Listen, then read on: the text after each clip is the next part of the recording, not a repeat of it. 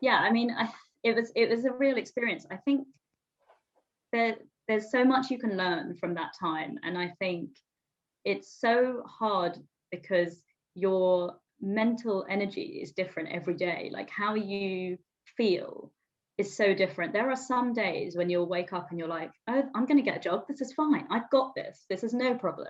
And there's other days when you wake up and you look at your computer screen for 2 hours on end and do nothing, and you just can't find a way.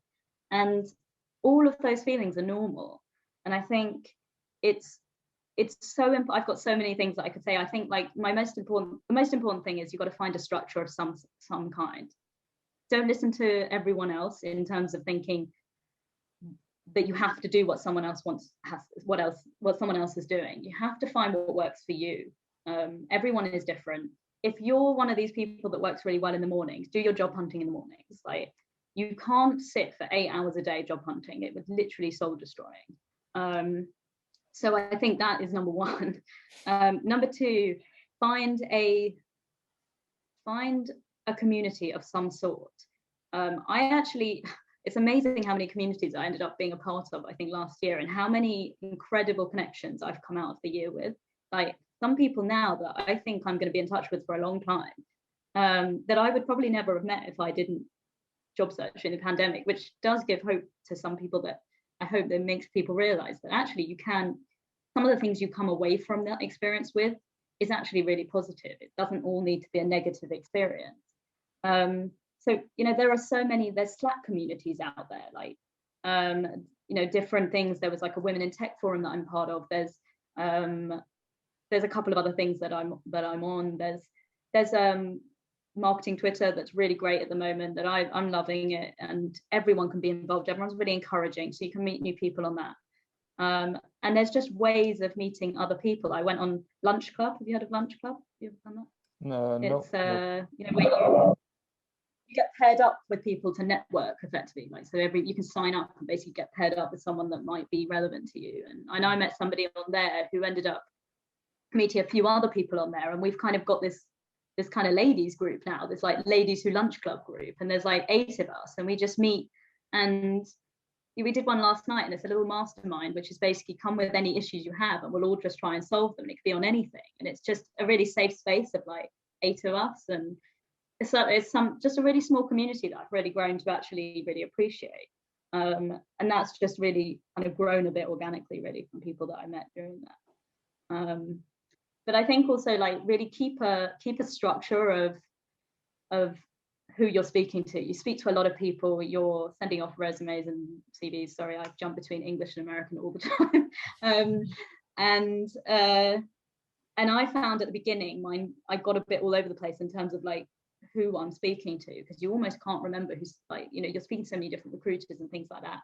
And then somebody I knew had created a template on Airtable, which was great, and it just meant that it was like a personal CRM system, that basically meant that you could keep track of your conversations and it also made you feel really organized because you could look at everything all in one go. It's a nice colorful looking thing, and I really appreciated that. I also know that Teal, which is a sort of company out in the US that's all about career growth, and they've got a new product I think on that, but they're also a big welcoming community of people who are job searching. So that's, it's trying to find other people. It keeps you positive, and when you keep yourself positive, you're going to be in a better frame of mind to try and get the best version of you out there to the people that you're trying to get in the companies with. So that's some things, but I have so many more. But there's just like, I think that those are the sort of the big things, but ultimately I think the final big thing I would say is you've got to keep your mental health positive. If something's not working, take a day off, take some time off. You're never going to get this time again, probably, hopefully, but I know you can't do a lot at the moment, but even just being able, if you like to do something outside, like go for a walk or run or something, you can't do that necessarily when you're in a full-time job. So take that time to really go and do that. If you're into art or something, maybe go and do some painting, whatever it is that you're into, find something that makes you passionate, whatever that is, and that will keep your mind in that sort of right positive mindset where you can. And it's kind of half the battle, I think. Yeah, these are great. This is great advice, Laura. Thanks so much. And I think when you talked about the last thing about mental health, I think it's there's this whole issue of guilt when you're looking for a job and you feel like if you don't have that job, then you can't lead a normal life. And as soon as you want to just have fun or do something good for yourself or kind of go outside of that job hunt, you're going to start feeling guilty. And there's like this whole guilt that builds up. I don't know if that speaks to you or not. Oh yeah, definitely. I definitely had a lot of the guilt at certain points. And then I just realized I'm not going to be productive if I can't take certain time away. And I found myself, it's not about the amount of hours. You don't need to calculate how many hours you're job hunting. It's all about output. As a lot of people say, if you can do a career consultant that I spoke to, she used to talk about doing 6 things a day, two bits of outreach to a recruiter, 2 bits of outreach to somebody, an internal in a company, and 2 bits of outreach to something else I can't remember, but it was making 2 new contacts. And literally she was like, if you do nothing else every day, you do that 6 things, by the end of a week you've contacted 30 people.